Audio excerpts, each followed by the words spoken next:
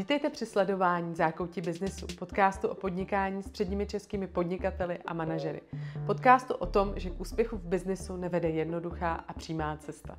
Jak se nezbláznit ze ztráty klíčového zákazníka nebo třeba čtvrtiny obratu? Jak každý den znovu vstát a hledat cestu k úspěchu? Kde brát energii na inovace a hledání konkurenčních výhod? Provedeme vás zákoutím biznesu cestou pro ty, kteří se nebojí a chtějí uspět. Podcast pro vás společně připravují Alžběta Vejvodová a PR Molo.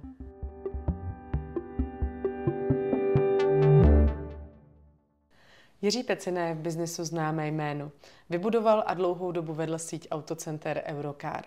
Pak se ale pustil do úplně nového odvětví. Začal vyvíjet aplikaci na vzdálenou komunikaci pacientů s lékaři. Začínal před koronavirovou pandemií, v době, kdy byla telemedicína v Česku teprve v plenkách a prakticky neexistovala. A právě o tom si budeme povídat v dnešním díle Zákoutí biznesu. Vítám vás ve studiu, Jiří. Dobrý den, díky, že mě máte. Jaké to bylo přijít do zdravotnického oboru z úplně jiné branže? Bylo těžké si získat důvěru lékařů a začít vůbec stavět ten biznis? To je stále těžký pořád. Já jsem do toho oboru přišel s rozhodnutím něco změnit zdravotnictví tak, jak je položený, a prvních 5 let, než jsme vůbec vyšli, že existujeme, že fungujeme, že chceme nějaké služby nabízet, jsem poslouchal ty lékaře.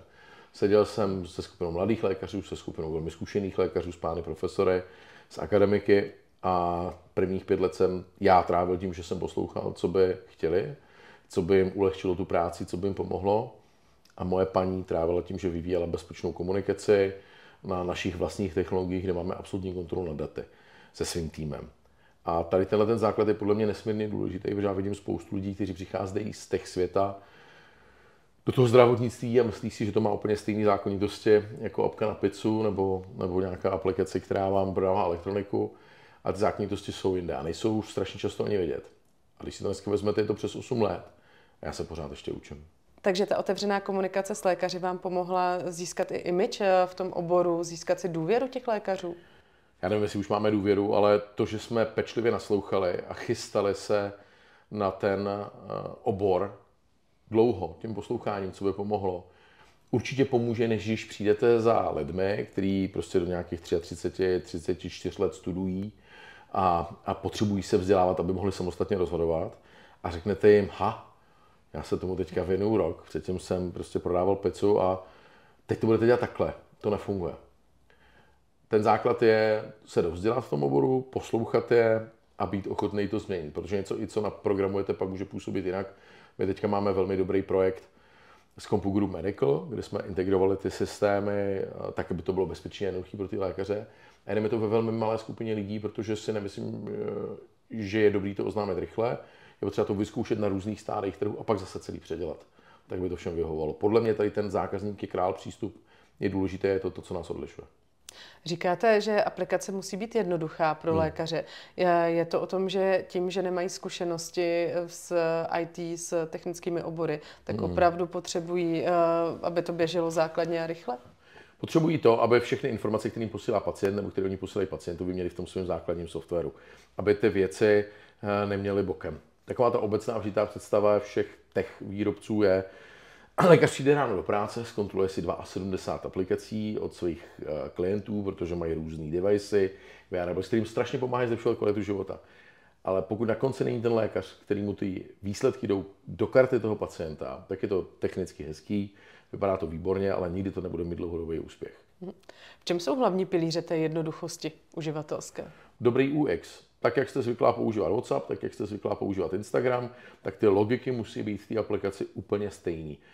Třeba typicky v MediApp jsou 3 vždy cesty ke stejnému cíli. Někdo si všimne velkého zeleného telefonku, někdo si všimne lékařky, která má vedle sebe, spojte se s lékařem, a někdo vidí v tom malinkatým menu sluchátko. A takhle to máme u všeho udělané, aby tam byly aspoň 3 cesty k tomu cíli. Takže aby zkrátka tu cestu nehledal pacient nebo lékař jako zboží v supermarketu v regálu, ale prostě aby bylo na první dobrou viditelné na více místech. Přesně tak. Protože každý vidí nějaký to místo. Jo, každý reaguje jinak, tak vy to musíte mít nachystaný tak, aby ten člověk to viděl. Jo, a takový obvyklé reakce, co zaznívá, někdy i vidím a slyším u různých věcí, je, ale ten klient jako je blbý, že to nevidí. Ne, vůbec. My jsme blbí, že to neuděláme tak, aby to vždycky klient viděl.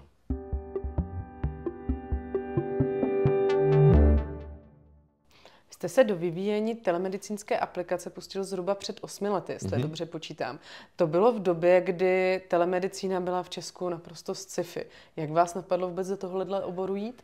No ale pořád je to trošičku takový sci-fi, těch firm, co to dělají opravdu dobře, je hrstka, je spousta firm, co to dělají narychlo, aby vydělali peníze a přesvědčili investory, že mají investovat do telemedicíny, kteří už jsou dneska opatrní, protože se ve velkém zahraničí spálili. Šel jsem se synem na vytržení nosní mandle. Zažil jsem, jak složitý je nazbírat ty dokumenty, jak ta sestřička ráno to přepisuje, ještě jsme byli ve Spojených státech. A chtěl jsem to udělat jednodušší, a aby ta sestra mohla ve finále toho pacienta pohladit a popovídat si a třeba to chlapečka dovést na pokoj a říct mu něco veselého, než aby přepisovala dokumenty do počítače. Jenže v té době v Česku nebyla legislativa, vlastně neexistovaly ani nějaké další podobné aplikace, které by třeba už měly nějakou uživatelskou zkušenost. Jak se v takovémhle odvětví vůbec v takovýchto podmínkách rozjíždí nový biznis? No, protože my nejsme zaměřeni na Českou republiku. Česká republika je pro nás terciální market.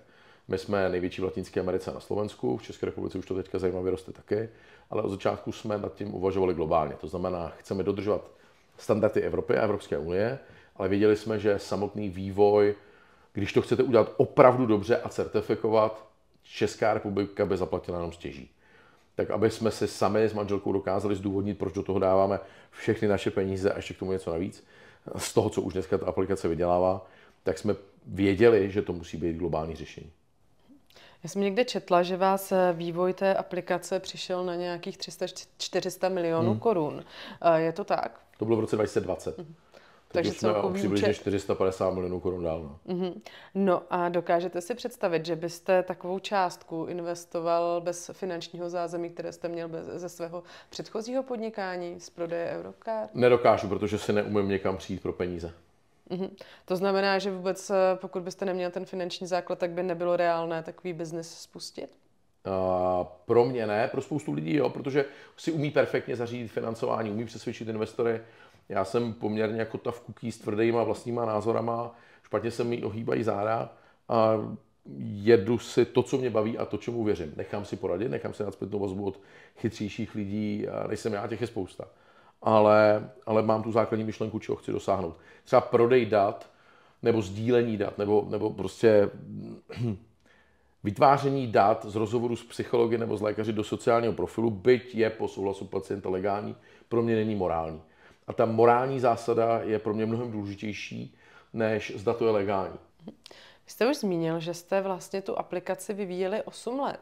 Jak těžké bylo vlastně vyvinout, vymyslet vůbec ten systém, naprogramovat ho a pak ho hlavně otestovat tak, aby byl bezpečný, aby nedocházelo k únikům? Hele, bylo skvělé, jak první 3 roky v poměrně velikých kancelářích, co máme ve vývojovém centru v Brně, jsme měli úplně každý volný místo polepený vývojovýma diagramama. Manželka chodila a měnila to, protože jí nevyhovovalo v té době to digitální prostředí na ten první návrh, na tu první architekturu. A pak jsme to spustili, otestovali s mladými lékaři a ti nám řekli, hele, to je úplně nesmysl, takhle to nemůže fungovat, to musí všechno fungovat jinak. Pak jsme spustili A a B skupinu a nakonec jsme přidali i C a jako starší lidi a ti nám řekli, hele, ale my si občanku do žádné aplikace nikdy nenahrajeme, kterou neznáme. Jak vlastně nad něčím děláte to opravdu jako se špičkama oboru a po těch 4 letech to musíte celý předělat. To je bazální některé věci. Třeba jsme tam měli AI, který lékařům může radit v diagnozách na základě nazbíraných zkušeností, ale když není certifikovaný, tak se nesmí používat, tak jsme ho prostě museli vypnout. Měli jsme funkcionalitu, že když leží pacient na zemi a stát by nás pustil do registru, jak jsou ty pasy biometrický, tak ten záchranář jenom tím, že z jakýhokoliv svého telefonu, z té zabezpečení aplikace si vyfotí váš obličej, tak zjistí, jak se jmenujete, jaký máte zdravotní trampoty a ty základní data třeba ze SÚKLu u vás. Taky to není legální. Takže tohle jsme museli jako pozvypínat. A doteď to zapnutý nemáme, protože to není legální. Jak se zvládají takovéhle, řekněme, skoro neúspěchy nebo bariéry, těžkosti, protože přece vyvinete software, teď vám ho někdo jako dost tvrdě skritizuje, musíte začít znovu, naprogramujete AI, musíte ji vypnout. Kde brát pak tu motivaci, jako pokračovat v tom vývoji a nevzdat se? Jde to o mindsetu, jde o to, jestli chcete uspět, anebo všem ostatním ukázat, že máte pravdu. Jo, já tady tu část ega vůbec nemám. Já jsem jediný, co si držím, je, že je to potřeba, ušetří to do budoucna spoustu peněz a zachová digitální zdravotnictví dostupnost péče. Ale jak to je udělat, to nechám na lidech, kteří tomu rozumí víc než já. Já jsem byl hrozně vděčný, protože kdyby kdyby jsme tenhle postup neměli stanovený s tou organizací Mladí lékaři, kteří prostě nám to fakt jako tvrdě strestali ze startu, tak ta aplikace nikdy nemohla mít takový úspěch, ty lékaři by ji nepoužívali. Byla by komplikovaná, nepoužívali by pacienti. Kdyby ta jedna z těch prvních testovacích dam, která tu aplikaci zkoušela, nebyla známá, nevolala mi extra, a Jiříku, hele, ta občanka, to je kravina. A má pravdu. Je to kravina, nemusí to tam být. Na druhou stranu říkal jste v úvodu našeho povídání, že už vlastně předtím, než jste začali vyvíjet, tak jste se vlastně povídal s lékaři o tom, co by potřebovali. Tak jak jste se vlastně dostali do té situace, že byť jste vedli ty rozhovory, tak pak jste museli ten systém předělávat. My jsme seděli s pány profesory, akademiky, rektory, děkany, zkušenými chirurgy primáře a pod nimi je ohromný podloubí mladých lékařů, kteří v té době a pořád jsou naše target jako market, ty lidi, co to budou do budoucna používat. A ti mají zcela jinou představu o tom, jak chtějí fungovat, než ti profesoři, kteří to chtěli co nejvíc přizpůsobit tomu světu, tak jak byl v té době. A ten rozdíl je ohromný. A když nám to strhli, říkám, ale my jsme strávili 4 roky povídání si o tom, jak to má fungovat. Oni řekli, ne, ten základ máte dobrý, to rozdělení. Ale jak funguje ta komunikace, jak se to hlásí, jak se přihlašujete, jak komunikujete s pacientem, je úplně špatně. Postupoval byste tedy jinak, kdybyste se pustil do vývoje nějaké další aplikace? Ne. Postupoval bych úplně stejně, protože je potřeba získat to od těch nejzkušenějších lidí. Aplikace, bavíme se o zdravotnictví, a vždycky najdete nějakou chybu. My jsme třeba zjistili, když vstupujeme do jiných zemí, jsme ve 13 zemích, je tam spousta jazyků, že když dám 3 lékařům ke kontrole aplikaci, lékařskou, tak dostanu 3 úplně jiný slova a když to mezi nimi prohodím, tak to strhají, že ti ostatní to napsali špatně. To je o to, koho si chcete vyslechnout, komu chcete naslouchat. Musíte dobře vybrat, na čí názor dáte a nemůžete poslouchat vždycky všechny, protože starý vtip, že 5 právníků má 10 právních názorů. To stejný je tady v tomhletom lékařství a my jsme si vybrali lidi, kterým chceme naslouchat. A třeba pan doktor Tefr, který tam tenkrát psal, jo, já vím, že to je blbě, ale už to spusté covid, tak je dneska náš šéf lékař. A na něm bylo vidět, že to chce změnit, ale chápe, že se musí nějak začít a je potřeba to upravovat za pochodu tak, aby to odpovídalo těm standardům, který ty lékaři budou mít dobře. A to nikdy nekončí. Jak si z těch 10 názorů, které jste zmínil, vybíráte ten, kterému chcete naslouchat? Ten, kterému asi věřím nejvíc, nebo ten, kdo je třeba nejmenší křikloun, ale prostě dobře to popíše, dobře má ten reasoning, zdůvodní, proč je to potřeba udělat jinak. Takže důležité jsou argumenty, ne? Jo. Ta síla toho hlasu. Jo. Ne, jak je člověk velký křikloun, od toho jsem tady já, ale jaký má názor, jak mi dokáže zdůvodnit, proč on má pravdu.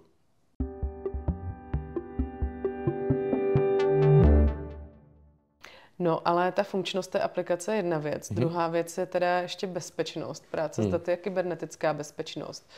Tam jsme teď taky v období, kdy se mění předpisy, mění se legislativa.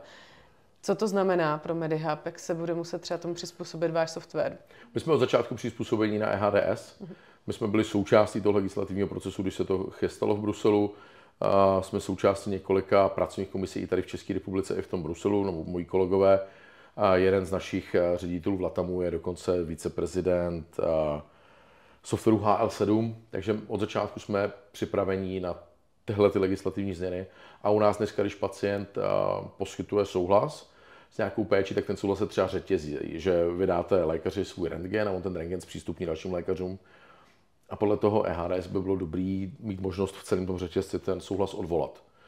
Což my umožňujeme, ale zase pak je blbý, že lékař, který potřebuje se podívat na váš rentgen, ho má odvolaný a u nás zůstanou jenom metadata. Ten lékař vidí, že tam jako je možnost ten rentgen získat a tomu pacientovi do té aplikace pak přijde a pan profesor Vopršálek by potřeboval váš rentgen vidět. Dáte mu souhlas? Ano, ne.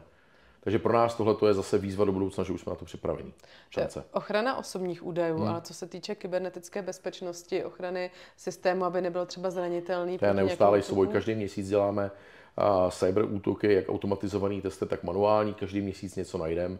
3 týdny zpátky na nás byl obrovský manuální útok, kdy jediné, co se stalo, je, že jsme ještě zvedli další level ochrany, ale do aplikace se nedostal nikdo, kdo se nemá, a aplikace nebyla ani zpomalená, klienti to zvenku vůbec nepoznali. Akorát jsme o malinko omezili komfort přihlášení se do aplikace pro nevědomí. Měli jsme tam nějakou automatickou utilitku, kterou jsme museli odstranit. Čili dneska, když se přihlašují nevědomí, tak jim s jedinou částí celé aplikace musí někdo pomoct, protože tam nejde dát strojové čtení, ale zase normální člověk to vůbec nepozná a ty nevědomí o tom dostávají informaci, jenom když použijou ten svůj software. A strašně mě to štve, že to tak je. ale nenašli jsme žádné řešení. To řešení by stálo obrovský peníze vyvinout. Nenašli jsme nic, co bychom mohli použít na to, aby tady ten bloker nebyl. Kolik peněz vůbec celkově zabezpečení systému stojí? Možná nejenom zabezpečení, ale i to, aby vlastně zvládl desítky tisíc hovorů v jeden čas? My jsme se snažili najít řešení na vlastních serverech, který bychom měli někde umístěný. Před těmi 8 lety spolupracovali jsme jak s Dellem, tak s Microsoftem, tak s Amazonem a s dodavateli dalších řešení s IBM. Nakonec jsme si vybrali řešení od Amazon Web Services. Máme v několika místech v Evropě umístěný servery, dedikovaný sami pro sebe. Zase Latinská Amerika má svoje servery a máme to řešení udělané tak, že prostě se nám zapíná tolik serverů, kolik potřebujeme. Když jsme spouštěli jeho českou pohotovost, tak pan hejtman nám udělal to, co jsme přesně si přáli, aby se nestalo. 1.8. v 8 hodin ráno spouštíme software zadarmo pro 630 000 lidí. Takže jsme se na to nachystali a ve spolupráci s AAVS, kterému strašně děkuju, jsme nachystali servery, o kterých se pan ředitel z Frankfurtu ptal, jestli spouštíme atomovou elektrárnu. A my jsme řekli, ne, že chceme mít prostě jenom jistotu, že to bude fungovat, že to nespadne. A ty servery si broumaly na 5%, přestože se za první den přihlásilo 5 000 lidí. Mm-hmm. Takže, jestli tomu správně rozumím, nemáte rád, když se teda vyhlásí start aplikace v jeden konkrétní den kvůli té zátěži? Start jakýhokoliv IT řešení v jednu konkrétní minutu, den je v pohodě, ale v jednu konkrétní hodinu, v jednu konkrétní minutu je problém. Vemte si, jak spadly myslím, že to byly digitální občanky, a byl problém i s tím přihlašováním na ty střední školy, přestože teď to běží fantasticky. Já myslím, že ten mladý muž odvedl úplně neuvěřitelnou práci s tím budgetem a podle mě je to jedno z nejlepších řešení v Česku, který udělal stát. Ale prostě v momentě, kdy to spustíte v jednu dobu, dáte všem vědět, že to spustí hned, tak ten software na to by neměl být nachystaný logicky, pokud chcete ušetřit. Pokud ne, pokud děláte blázniviny jako my, že je nachystaný na ten veliký nápor lidí, tak prostě musíte mít řešení, kdy přidáte dodatečnou výpočetní sílu pro zvládání toho přihlášení, což děláme my ve spolupráci s tím Amazonem. No a pokud nechcete tu dodatečnou výpočetní sílu přidávat, jaký by teda byl správný postup? Jako z začátku těm lidem tu aplikaci tají? Spouštíme to 1. srpna. Ten rozdíl je ohromný, jestli spouštíme to 1. srpna nebo v 8 hodin ráno. Vemte si, jak máte ty banány v tom Lidlu. Nebo máte výprodej, máte Black Friday. Všichni stojí před tím obchodem, který otvírá v těch 8 hodin ráno. Když je otevřený non-stop, tak tam žádná fronta nebude. Takže ten rozdíl je velice kosmetický, ale v té náročnosti na tu přípravu teda udělá hodně. Je obrovský.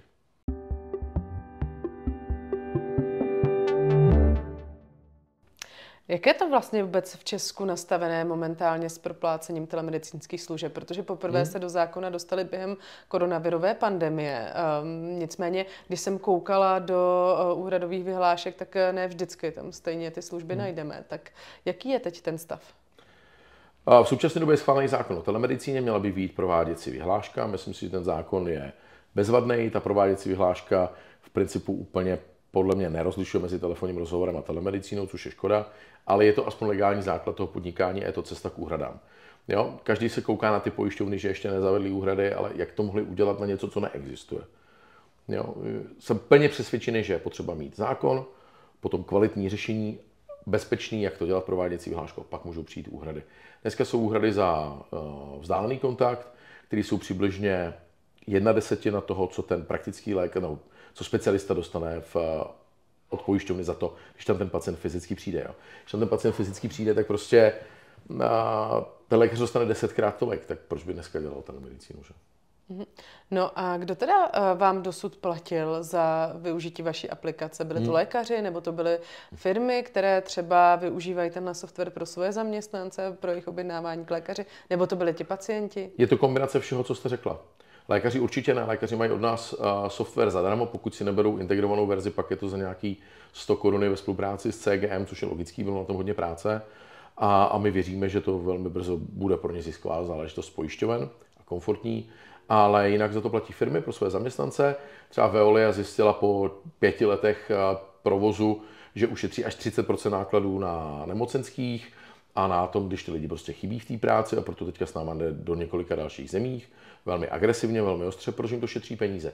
Je to zcela jednoduchý. Představte si, že máte rodinu, kde máte 4 děti a manželku a kdokoliv z nich začne být nemocný, tak to ovlivňuje i vaši pracovní pozici, protože buď to musíte hlídat děti, nebo musíte třeba pro ty děti do školky. A ten náš systém je 24/7 online pro celou rodinu, velmi rychleji, do 3 minut, jak vy nebo vaše paní hovoříte, ať už za sebe nebo za ty děti, s lékařem, praktikem nebo pediatrem, vidíte se v zabezpečeném videohovoru, ten lékař vám pošle recept, e-recept, ten přijde přímo do aplikace a vy si ho dokonce zarezervujete v lékárně, která je vám nejblíž, která ho zrovna má. Tuhle spolupráci máme zatím s doktorem Maxem a s Lemonem. Do budoucna doufám, že se přidají i další. No ale když vám pomůžeme, tak my vám zařídíme concierge service. To znamená tomu pacientovi na doporučení lékaře, když lékař řekne na té pohotovosti, je potřeba, abyste fyzicky navštívili lékaře, tak mu volá velmi zkušený tým, který ho fyzicky objedná. A objedná ho do všech spolupracujících ordinací, nemocnic a objedná ho po pracovní době. Takže ten zaměstnanec nechybí v té práci. No a ta firma na tom vydělá. První 14 dní platí za vás nemocenskou firma.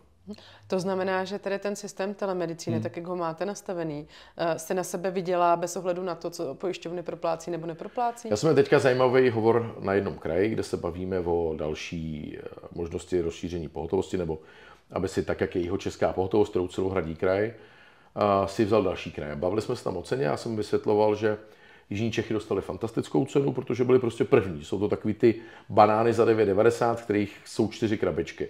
Aby se ukázalo i v České republice po zkušenostech ze Slovenska, že to funguje. Ale nikdo jiný to za těch 9,90 nedojde, jenom ty, co byli první ve frontě. A ptali se, proč, a vy nechcete od nás ty peníze. To je jednoduchý. V tom kraji jsou 4 veliké firmy.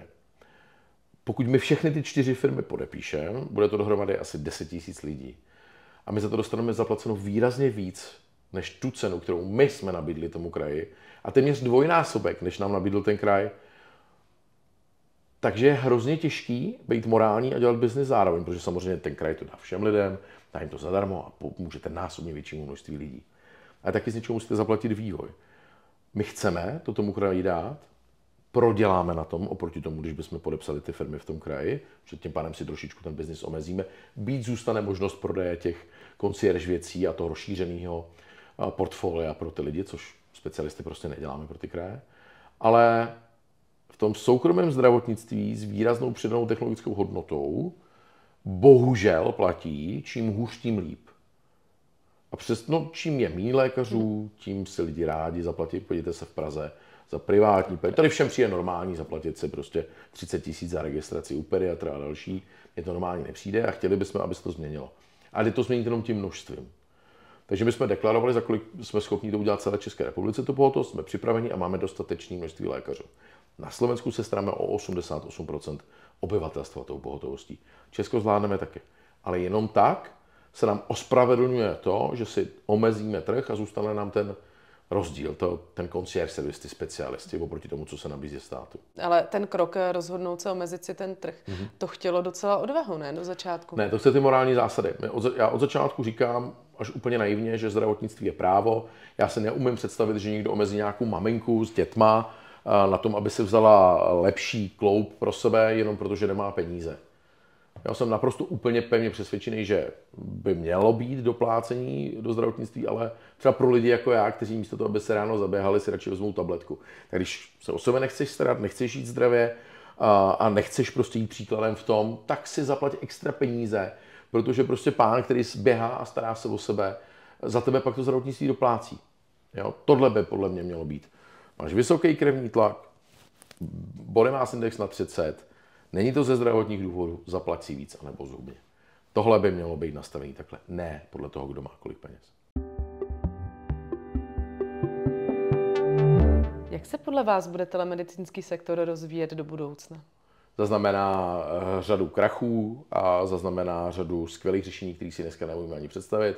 Kdo jde ke zvýšení výpočetní síly, ideálně, když se povedou opravdu dotáhnout dokonce kvantový počítače do reálného stavu, tak výrazně zrychlí testování, klinické studie, rozhodování lékařů, řadu oborů změní. Máme tady skvělé aplikace, které dělají třeba takový Holtry digitální, jmenuje se to Cardi AI, skvělý popis rentgenů plic, Carebot, úplně úžasný řešení, kluci jsou hrozně šikovní a dojde k nějaký koncentraci na tom trhu. MediHub je od začátku postavený jako nosič řešení jiných firm, třeba s firmou Magicware jsme připojili řadu wearables, řadu zdravotnicky certifikovaných věcí, takže přijdete domů, máte aplikaci Media a přijdete k mašince, která se vám automaticky připojí, když jí to povolíte. A ty věci z té mašinky certifikované chodí vašemu lékaři, když si měříte tlak. A my bychom to sami vyvíjeli hrozně dlouho, měli jsme těch zařízení připojených několik. A tyhle ty kluci se prostě soustředí na vývoj tady tohle řešení, tak jsme je připojili. A dáváme takhle šanci a komunikujeme, dá se říct, týdně s několika podobnými řešení, jako je i Carebot a Cardi AI a tady tohle, aby jsme je připojili. A nebo kupujeme chytré firmy. Dokážeme vám říct krevní tlak jenom tím, že koukáte do telefonu. Mm-hmm. To je zajímavé. Zmínil jste ale, že systém zažije řadu krachů. Mm-hmm. Jak se s tím vůbec telemedicína vypořádá, vyrovná? Protože zdravotnictví je obor, který je nesmírně citlivý a jakékoliv věci, které se nepovedou, mají jednak velkou mediální pozornost a druhá opravdu otřásají důvěrou v tom segmentu. Nenutně o těch krachích budete vidět vy jako pacient. Jo, dojde ke slučování společností, nevím, jak se to bude tvářit jako úspěšný prodej, že se nějaký firmy spojily a ve skutečnosti ten člověk to prostě vzdá, akorát mu chcete zachovat tvář. Jaký dopad podle vás bude mít digitalizace zdravotnictví a telemedicína na celkové zdraví populace a kvalitu života? Pacient se bojí, jde o to, jak moc mu chceme zasáhnout do práv, anebo co chceme sbírat. Vždycky by se pacient měl rozhodovat o tom, jak moc chce. Ale já jsem opravdu zastáncem, byť teda kopu do vlastních řad myšlenky, že člověk, který se o sebe hůř stará, by měl víc platit. Já pokud to můžu ovlivnit a neovlivňuji, měl bych za tu péči, za ten luxus, že jsem u té televize a dívám se nějaký debilní, nekonečný seriál, víc zaplatit peněz oproti tomu, když někdo si jde místo toho v tu dobu zacvičit. A v momentě, kdy dneska se pacient bojí lékaře a sestřičky, že se o něm dozví, že tu dietu nedodržuje. Obvykle 6 týdnů předtím, než jde na ty odběry krve a další věci, se fakt o sebe začne starat. No a teď si představte, že ty chytrý zařízení se nosíte ty prstenky a hodinky, když jim to dovolíte. To je hrozně důležitý bloker. Musíte jim to dovolit, protože se chcete zlepšit. To té sestřičce třeba do toho systému Medidiabetes dávají vědět neustále, že něco nedodržujete. Že jste si nezacvičili, že jste si nezměřili cukr, a že jste se nepodívali na edukační video, že jste neušli dost kroků, že jste si nebyli zacvičit, že jste nešli na odběry krve. A v momentě, kdy máte nad sebou takovýhle ten badge a časem to určitě přijde, tak se o sebe líp staráte. A diabetes druhého typu je dneska léčitelná věc. Prediabetes se dá vylečit úplně a stačí jenom zvýšený pohyb, zdravá strava a dodržování léčby. Třeba věci, jako jsou Ozempic nebo Mounjaro. No a z toho pak souvisí, že nemáte problémy s ledvinama, s očima, neuropatické nohy, oči. No, ale ospravedlní to, že vlastně se z telemedicíny stane takový velký bratr? Jenom když mu to ten pacient dovolí. No, ale pokud tím třeba pak budou ovlivněné i ty úhrady pacienta? Ne, úhrada pacienta musí být ovlivněna jednoduchými fyziologickými jevy. Máš body mass index nad určitou hranici, to znamená, a nemáš to zdůvodno zdravotně, nestaráš se o sebe, máš na výběr, buď to si vezmeš ten systém, který tě bude hlídat, nebo budeš platit víc peněz. Svobodné rozhodnutí.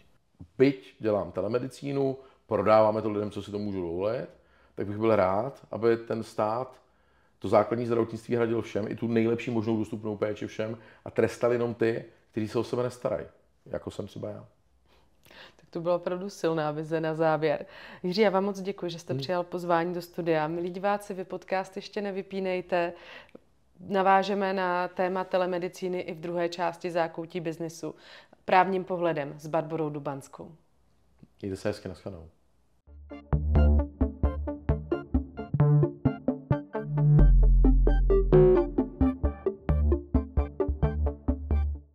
Jak jsem už avizovala, hostem druhé části Zákoutí biznesu je advokátka Barbora Dubanská, zakladatelka butikové kanceláře Dubanská & Co., která se specializuje na zdravotnické právo a farmaci. Vítám vás ve studiu, Báro. Moc rád děkuju.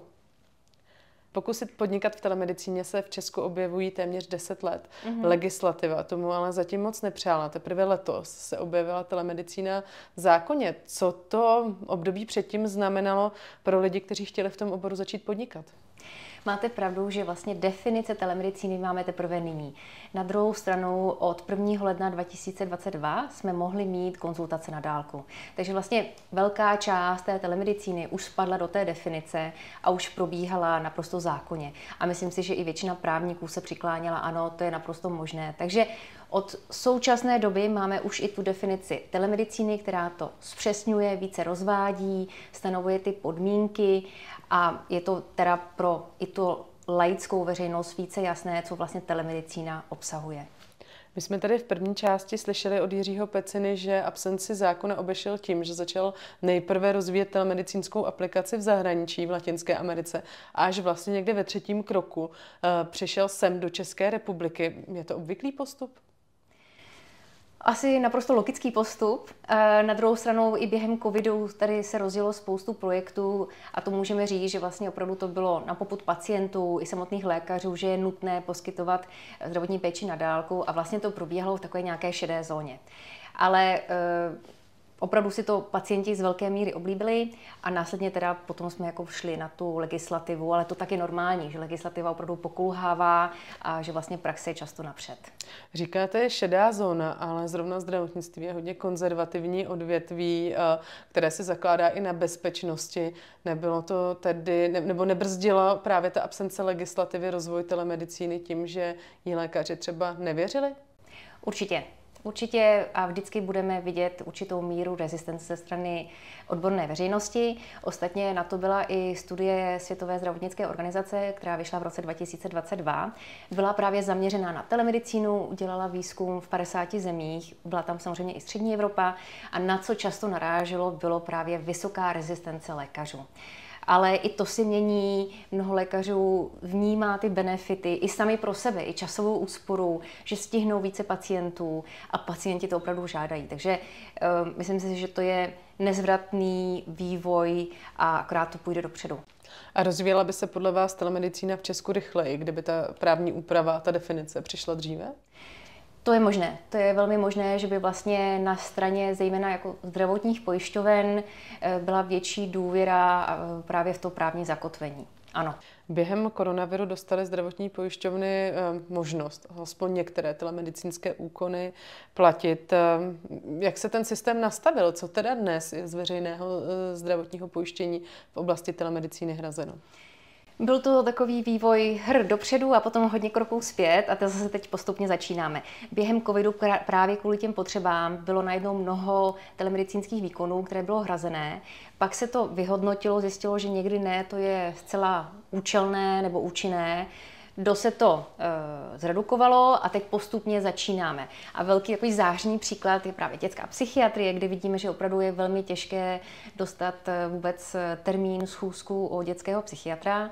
A tím, že většina právě těch zdravotních výkonů psychiatrů právě probíhá formou konzultací, tak tam je přesně ten prostor, jak využít telemedicínu. Takže místo toho, abyste třeba měla jednoho pacienta, zvládnete někdy až 3 díky tomu, a nebo když vám i nějaký pacient vypadne, tak vlastně rychle můžete si sehnat jako dalšího pacienta. Takže vidíme, že i potom právě ty zdravotní pojišťovny vědí, že tady je opravdu vysoká potřeba a právě tam je to jako nově hrazené už vlastně teď skoro rok a je to opravdu oblíbené u pacientů i u samotných lékařů. V jakých dalších oborech mají podle vás telemedicínské služby největší potenciál? Vlastně bych se zeptala obráceně, kde jako není možné využít tu telemedicínu, protože často to opravdu může přinášet časovou úsporu, někdy to má dokonce i lepší klinické výsledky. Zase se vyjádřím k té psychiatrii. V oblasti dospělé psychiatrie bylo mnoho průzkumů, že právě třeba hybridní forma konzultací fyzicky i online je právě to nejefektivnější pro toho pacienta. A mnohdy zase v jiných oblastech, když se vlastně pacient vrátí třeba z toho zdravotnického zařízení, kde byl na nějaký další pobyt, tak třeba jde i třeba potom telerehabilitace, což je pro něj samozřejmě daleko snazší, když má každý den telerehabilitaci, než kdyby musel někam ho i třeba někdo z rodiny dovážet a třeba potom nedodrží i ten termín. Takže to je spousta oblastí, kde vlastně ani se zatím třeba ani nedokážeme uvědomit, co všechno a jaký benefit to všechno může přinést. Ale rozhodně, když už máme online banking tak dlouho, tak určitě je na čase i telemedicína. Jak těžké je vyvinout nějakou aplikaci a začít podnikat teda v oblasti telemedicíny? Teď myslím po právní stránce. Pokud je to právě oblast zdravotnictví, tak velmi obtížné. A zejména tím, jak máme neházela bych to teď nutně jenom zákon o zdravotních službách, ale i nařízení o zdravotnických prostředcích, Medical Device Regulation, které pokud vám to právě spadne do zdravotnického prostředku, tak to je časově náročný a finančně náročný proces. Určitě jako kolem toho 1 milionu až 3 milionů korun vás to bude stát a časově třeba rok a půl to taky vám zabere. Takže jako vlastně investovat něco, kde ještě to nemáte úplně otestované a relativně máme malý trh, tak je to vlastně velmi riziková oblast. Takže ty bariéry vstupu do odvětví jsou poměrně vysoké. Ano. No a co rozhoduje o tom, jestli tedy bude ta aplikace zdravotnickým prostředkem nebo nebude? Přesně po tom zhodnocení, které je taky samotné velmi jako složité, zdlouhavé, jestli to spadne do toho nařízení a ještě navíc jaká třída. A podle toho se to ještě jako zdražuje a prodlužuje. No a co jsou ty hlavní faktory, které rozhodují, jak to bude? Jaký máte algoritmus, co tam všechno vlastně vkládáte za data, jak se to hodnotí, jak je to rizikové, ještě navíc do budoucna, jestli tam bude i umělá inteligence, spadne na to i nařízení o umělé inteligenci, takže musíte zkombinovat všechny tyto aspekty, musíte aspekty vlastně ještě i z hlediska ochrany osobních údajů, jestli máte veškerou tu dokumentaci k tomu, takže to všechno se na vás potom může aplikovat. Takže opravdu, čím to budete mít složitější a sofistikovanější, tím vás to vyjde dráž. Protože to vlastně bude potřebovat splnit náročnější a náročnější kritéria v těch více oblastech. Přesně. Definice telemedicíny je v českém právním řádu zhruba měsíc. Připravuje se vyhláška, která ještě dále rozvine. Jak moc se to už projevilo na business plánech, které se objevují v oblasti telemedicíny? Změnilo to odvětví nějak? Mám za to, že tolik ne, protože už mnoho firm, které to vyvíjelo, tak počítali s tím, že právě musí počítat s velmi přísnými bezpečnostními opatřeními a i z hlediska technických požadavků, že opravdu musí uplatňovat právě nejvyšší standard. Jako mluvíme o zdravotnictví a vlastně o velmi citlivých údajích, takže proto už samotný vývoj na začátku už často právě počítá s tím, že musí splňovat i z hlediska kyberbezpečnosti opravdu ty nejpřísnější požadavky. Takže nemyslím si, že to tolik ovlivní, ale je dobré, že to je vlastně někde napsáno, jaké budou požadavky. I když ta vyhláška pořád je velmi obecná. Stačí to, co je teď v zákoně napsáno pro rozvoj odvětví telemedicíny? Protože třeba Česká lékařská komora je k té nové právní úpravě, k té nové definici velmi skeptická a rezistentní. Jak to číst a co to teda tomu oboru přinese, tady ta disproporce a odmítání ze strany lékařů? Jak bylo řečeno na mnoha konferencí, tak vlastně právníci se drželi toho, že má být naprosto minimalistická právní úprava. A naprosto s tím souhlasím, protože čím méně máte v té definici a z hlediska toho, jak to všechno vlastně podmiňujete, tím je právě možnost pro další vývoj. My jako právníci nejsme schopni předvídat veškerý ten vývoj, jakože zrovna tady bude velký. A takže pokud bychom do zákona sepsali všechny ty podmínky, tak nám bude zase dlouhou dobu trvat, než to zase budeme novelizovat a přizpůsobovat tomu vývoji. Takže pokud jsme se rozhodli, ano, máme nějakou základní definici a zbytek budeme dávat do vyhlášek, anebo naopak potom v dalších zákonech, kde budeme třeba do kyberbezpečnostního dávat další požadavky, tak za mě je to naprosto v pořádku a je to ta správná cesta. A potom k přístupu k těm připomínkám komory, za mě to neznamená nutně přístup všech lékařů. Myslím, že máme mnoho taky velmi moderních a progresivních lékařů, kteří využívají telemedicínská řešení, podporují to a že se to změní. Takže to odmítání ze strany České lékařské komory nemusí znamenat stopku pro rozvoj oboru. Pokud někteří představitelé odmítají využívání telemedicíny, je to jejich plné právo, ale máme to v zákoně a pacienti potom volali velmi dlouho. Dělají mnoho průzkumů, Národní asociace pacientských organizací opravdu to má statisticky podloženo, jak je opravdu jako volali všichni pacienti potom, aby ty možnosti měli. Takže vzhledem k tomu, že pacientů je víc než lékařů, tak si myslím, že telemedicína půjde. Takže za vás platí to, díky novému zákonu se telemedicína dostala z šedé zóny na nějaké světlo, je jasné, transparentní, podle jakých pravidel funguje a teď by se teda měla rozvíjet rychleji.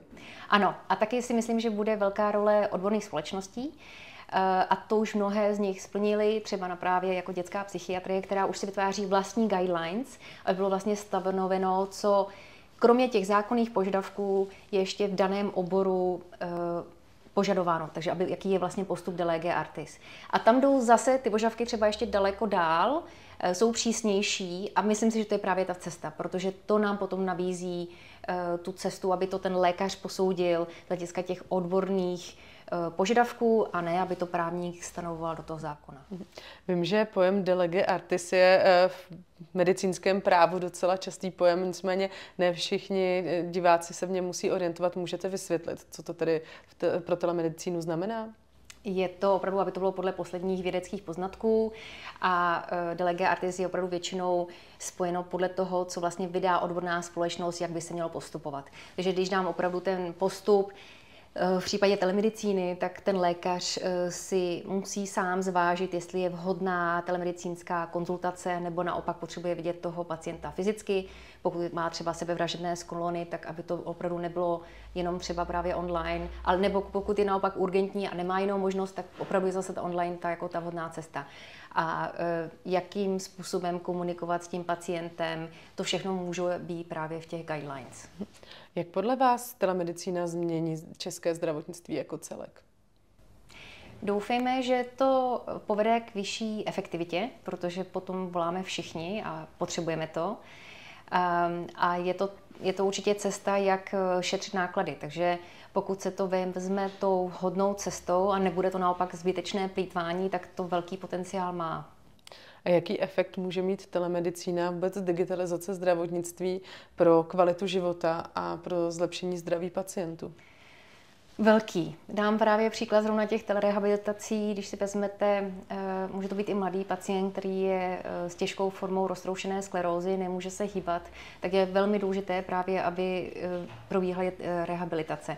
A jsou už úžasné projekty, kdy je možné právě na dálku přes iPad, aby probíhala naživo telerehabilitace. A to si myslím, že právě to je, kde to může mít neuvěřitelné aspekty a zlepšení života, anebo i potom jako zlepšení i toho konce života. Takže určitě obrovské přínosy to může mít.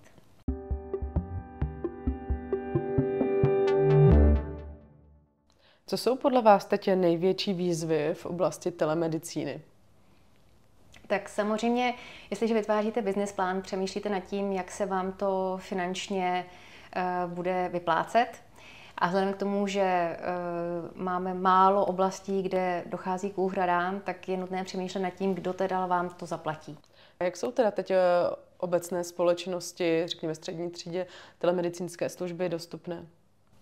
Jsou, ale opravdu je to tak pár těch jako poskytovatelů, nebo je to právě v takových těch oblastech, které jsou pro které je obtížné právě vůbec se dostat k nějakému praktickému lékaři, tak tam mají zdravotní pojišťovny jako speciální programy, projekty, kde to vlastně je tím pádem hrazeno. Ale obecně vlastně si myslím, že nás teprve ten vývoj čeká a že doufám, že všichni vlastně budeme to opravdu moc využívat. Co bychom potřebovali pro to, aby se ten vývoj vlastně akceleroval, aby telemedicínské aplikace se staly něčím běžně rozšířeným, běžně dostupným? Myslím, že jsou to právě ty úhrady. Aby vlastně, když už platíme zase zdravotní pojištění, protože zdravotnictví není zdarma, platíme všichni zdravotní pojištění, tak abychom věděli, co za to dostáváme. A aby třeba právě telemedicína, obzvlášť v těch oblastech, kde je to zapotřebí, byla právě ta plně hrazená služba. No a jaká je šance, že se teda stane telemedicína plně hrazenou službou? Protože zatím se zdá, že teda zdravotní pojišťovny jí zas až tolik nefandí. Některých se musím zastat. Jsou některé velmi jako progresivní, například OZP, které opravdu už dlouho má velmi zajímavé projekty. Jsou to třeba právě v oblasti jako kardiologie, monitoring EKG, nebo jsou to RBP má třeba v oblasti duševní podpory. Ale obecně máte pravdu, že je tady nějaká forma rezistence. Tvrdí, že jedna věc je definice telemedicíny v zákoně o zdravotních službách a druhá věc je potom ten úhradový mechanismus. A zde musím taky dát za pravdu, že vlastně není zas tak jednoduché vymyslet účinný, efektivní úhradový mechanismus pro telemedicínu. Takže to si myslím, že vlastně nás čeká zase další oblast práce a to je právě ten úhradový mechanismus pro telemedicínské procesy. Proč není jednoduché ten systém vymyslet? Možná to jednoduché je, ale jako opravdu zase to je i jako vůle i utrácet za to ty peníze. Takže českým zdravotním pojišťovnám chybí peníze na telemedicínu, nebo jak to číst? V českém zdravotnictví máme přes 500 miliard korun každý rok, tak myslím si, že to není málo peněz. Teď je to o tom, abychom věděli, kde je efektivně investovat. Zatím se to měří v oblasti léčiv, ale málo se to měří v oblasti zdravotních výkonů. A to by bylo zrovna jako výborná oblast, jak měřit efektivitu zdravotních výkonů a kde by mohla naopak telemedicína zefektivnit právě ty zdravotní výkony. A mluvíme teď jenom vlastně to, co je z hlediska nákladů v oblasti zdravotnictví, ale natož ještě to, že si ušetříme čas svůj i toho lékaře, který samozřejmě taky něco stojí. Jak tedy podle vás bude vypadat zdravotnictví v Česku a telemedicína za 10 nebo 15 let? Myslím si, že bude často používaná a určitě v té podobě, že to bude ta jednoduchá telekonzultace. Potom nějaké jednoduché monitorovací zařízení, které budou schválené zdravotnické prostředky. Mám za to, že to už bude daleko běžnější, než vidíme v současné chvíli.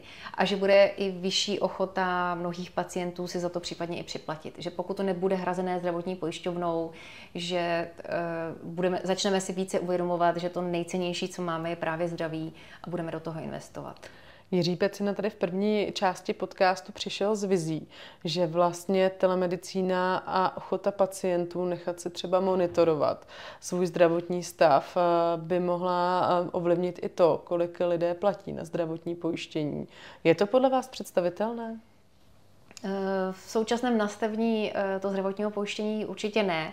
A myslím si, že tam naše mentalita je ještě velmi jako konzervativní, že máme představu, že vlastně já si všechno zaplatím ve zdravotním pojištění a já mám pak na všechno nárok, ale budeme muset přijmout nějaká opatření, která nám řeknou, že ne všechno bude tak automaticky jako dostupné, protože už teď se zrušuje dostupné. Takže něco se změní a teď je otázka, jestli to bude právě tohle, jestli vlastně to bude mít vliv i na to, kolik jako platíme. Ale tam si myslím i z hlediska jako principů, jak máme i z hlediska jako rovnosti a těchto dalších jako podmínek, tak si myslím, že bylo těžké něco takového jako prosadit. Že já využívám tuhle službu, tím pádem jako platím méně. Ale je to zajímavá myšlenka. To je jenom otázka, jak se nám to, když si vezmete, že 30korunový příplatek vlastně změnil, jako potom vedl k pádu vlády, tak pracujeme tady s velmi takovým konzervativním přístupem k tomu, jak vlastně má fungovat zdravotnictví. Takže jakékoliv přenastavování plateb ve zdravotnictví je vlastně velmi citlivá záležitost a jen taky v Česku neuvidíme? Myslím si, že jen tak neuvidíme a nebudou to kosmetické změny a potom asi narazíme do zdi a musí se pak jako rychle něco změnit. Takže reforma zdravotnictví přijde ze dne na den a bude to tvrdé přistání. Bude, protože už teď se vlastně počítalo, že kolem roku 2030 s těmi příjmy a výdaji už jako vlastně nebude to možné, aby to tak fungovalo, ale teď je předpověď, že to bude ještě daleko dříve. Tak, to jsou zajímavé vyhlídky ve zdravotnictví. Báro, já vám moc děkuji, že jste přijala pozvání do studia, povídala si se mnou o telemedicíně a vizích českého zdravotnictví. A vám, milí diváci, děkuji, že jste vydrželi poslouchat až do konce. Budu se těšit na shledanou u dalšího vydání Zákoutí biznesu. Milí diváci, doufám, že se vám dnešní díl Zákoutí biznesu líbil a přinesl vám inspiraci pro vaše podnikání a rozvoj. Aby pro vás byly další díly podcastu ještě zajímavější, budu ráda za zpětnou vazbu. Napsat mi ji můžete třeba přes LinkedIn. Loučí se s vámi Alžběta Vejvodová a celý tým PR Molo. Přeji vám úspěšné dny a snadné zdolávání překážek, které před nás staví život i biznis. Naschledanou!